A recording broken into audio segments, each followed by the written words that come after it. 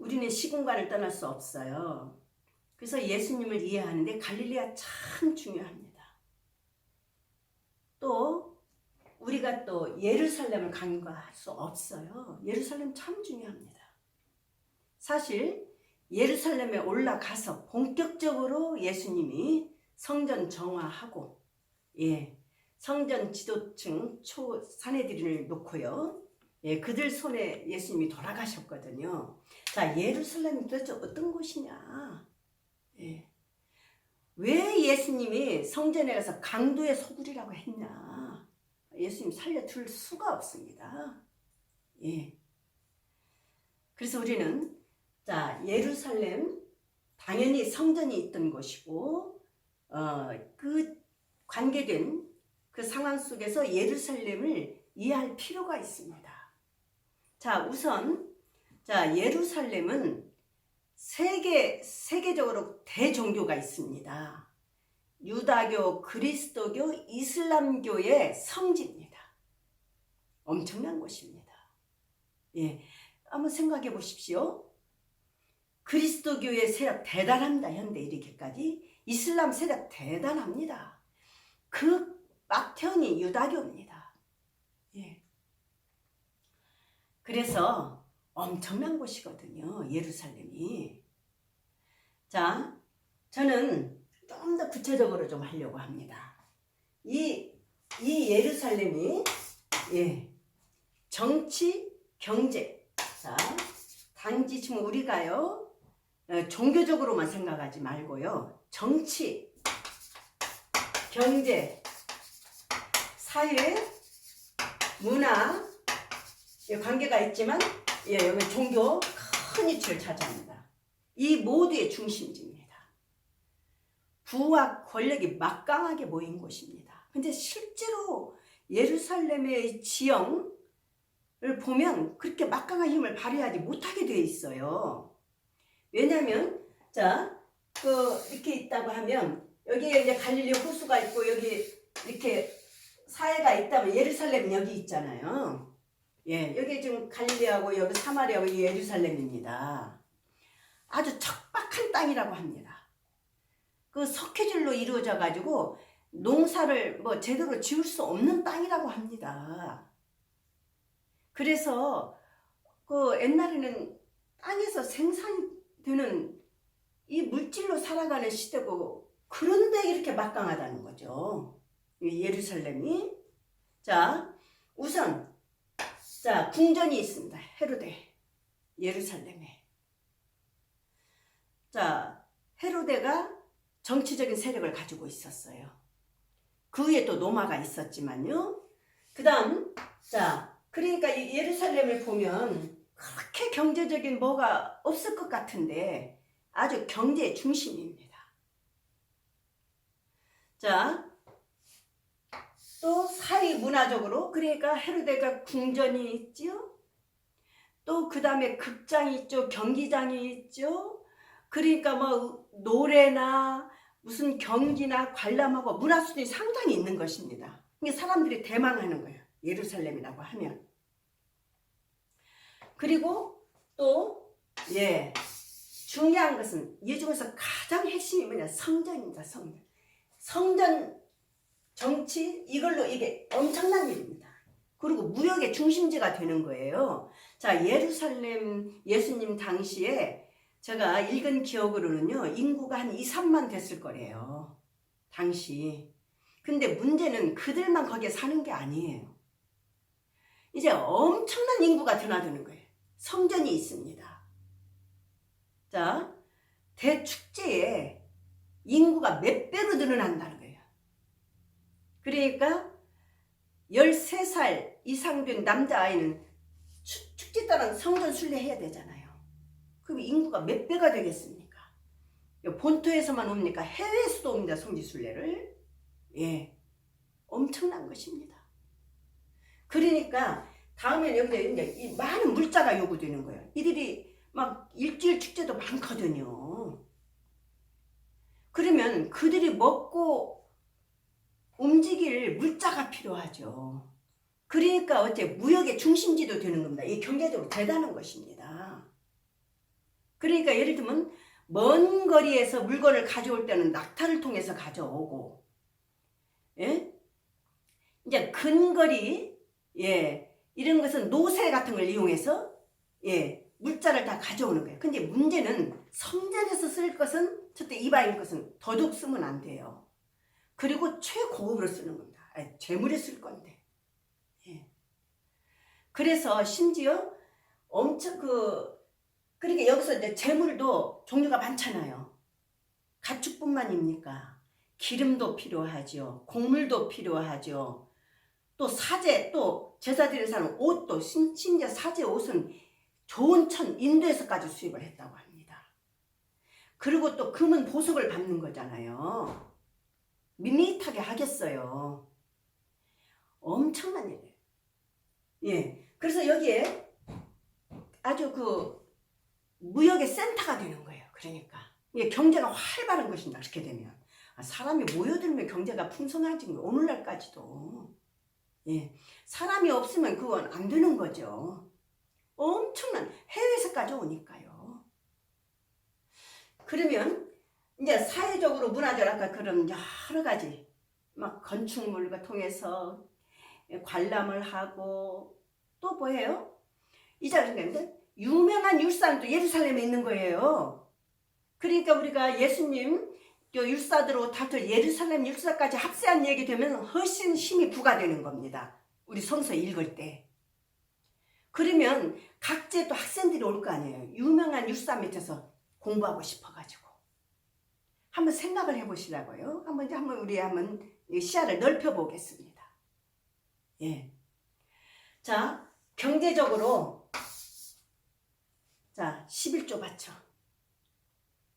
그 다음, 우리 사도행전에 보면 바울로 사도가 예루살렘에서 체포당하고 죽임당하지 않고 나디르 무슨 서원 제물 바친다. 서원은 주로 성전에서 바치려고 그랬어요. 제물을.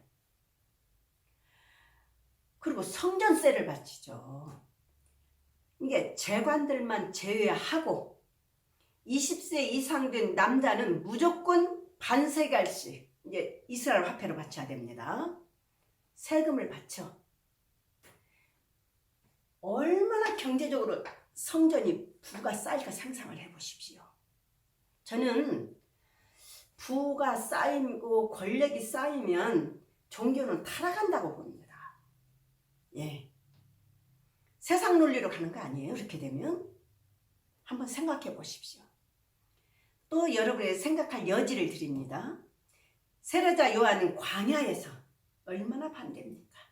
광야에서 예, 들꿀과 메뚜기를 먹었다. 얼마나 검소한 생활을 했습니까? 세례자 요한의 얼마나 많은 사람이 또 존경하겠습니까? 한번 저는 묵상할 때 이렇게 한번 해보는 겁니다. 여러분도 한번 생각해 보십시오.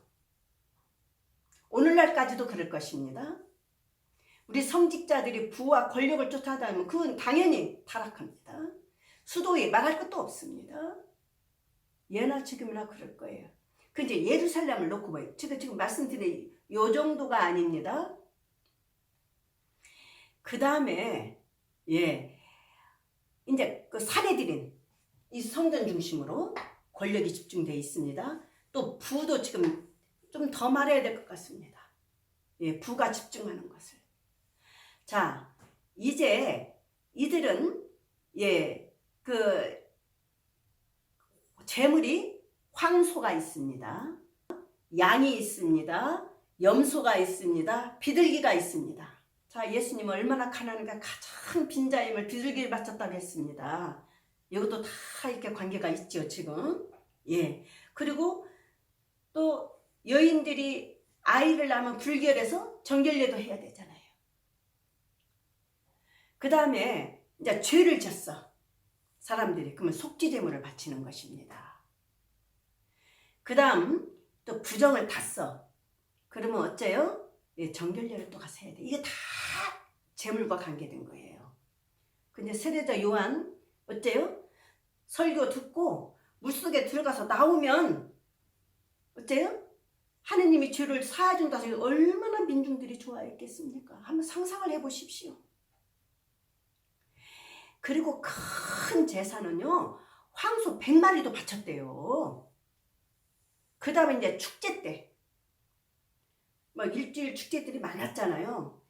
그때는 수천 마리의 제물을 썼다는 거예요. 안 그러겠습니까? 제가 인구가 폭발한다고 그랬습니다. 한번 상상을 해보셔요.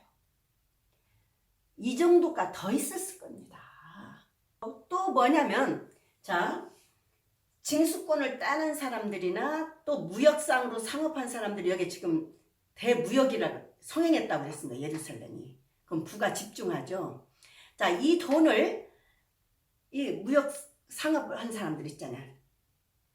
이런 사람들이 돈을 성전에 맡기려고 했다는 거예요. 이들은 왜 그래요? 메시아 대망에 온다고 하면 예루살렘 성전에 온다 생각이 있었거든. 그래서 성전 중심으로 돈을 쓰고 싶은 거예요. 자, 좀 이해되십니까? 그리고 또 예루살렘 성전 근방에 자기의 묻히기를 원하는 거예요. 다음에 심판받을 때 하느님한테 예루살렘 근방에서 한다는 속설이 있기 때문에. 그리고 성전은 또 뭡니까?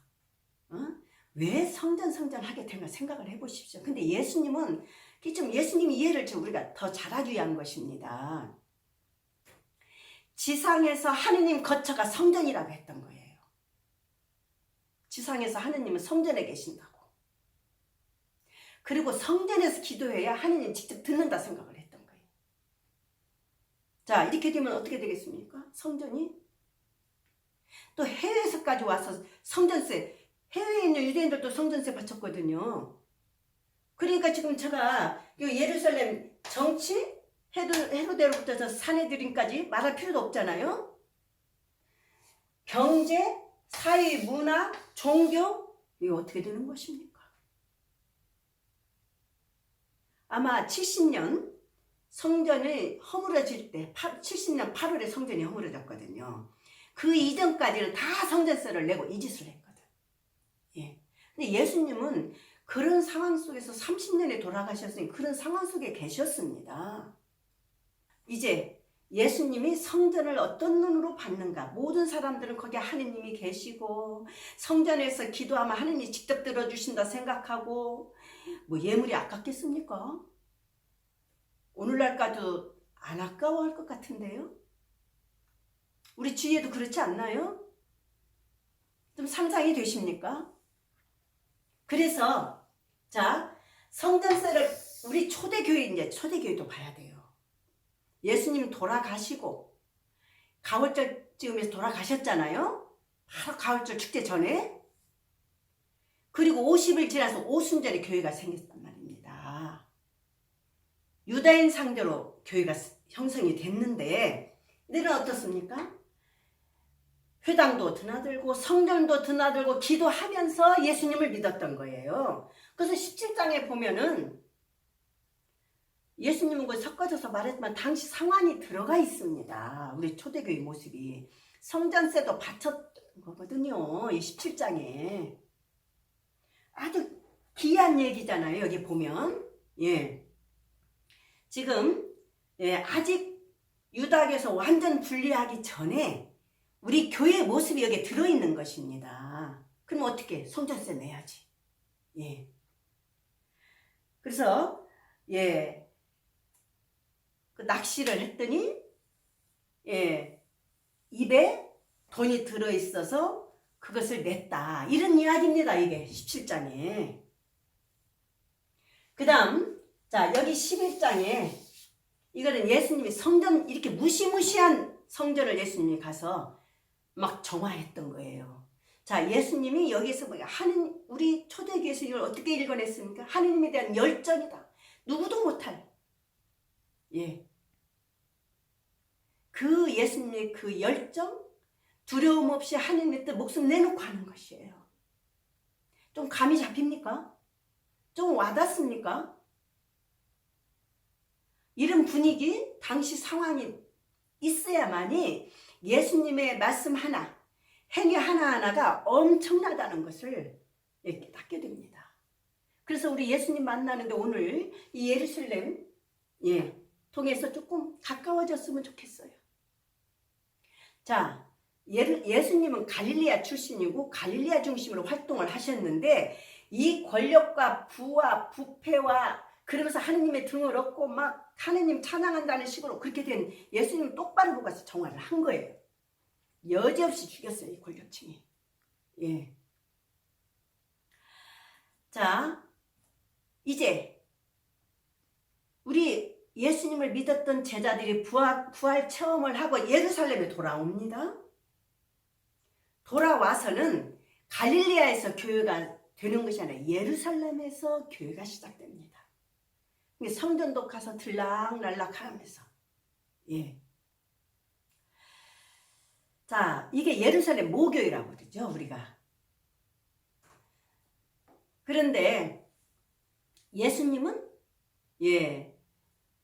그렇게 아주 본격적으로 하나님의 뜻을 전하고 이들은 이제 부활 체험하고 돌아와서 지금 아직도 유다교 속 안에서 예수님을 믿었던 거예요. 우리 원시교회, 부활 체험하고 돌아오는 원시교회가 이런 상황 속에서 지금 예루살렘 성전을 왔다 갔다 하면서 예수님을 증언하더라, 이 생각해야 돼. 그러면 여러분들이 이 사내들인 앞에서 베드로가 한 말이랑 더 와닿을 거예요. 예, 이건 사도행전 말씀입니다만 예수님은 이 성전이 진짜 이사야 예언서가 말한 말씀으로 기도하는 장소가 되기를 원하고 예레미야가 읽었던 강도의 소굴을 예수님이 읽은 거예요. 예레미야도 말할 수 없이 핍박을 당했습니다. 그 말 해놓고. 그러니까 참 정말 하느님 안에서 우리가 지금 인간은 그렇게 되기가 십상이거든요. 예수님은 이렇게 깨어 계셨다. 그리고 이들 손에 죽어갔던 것입니다.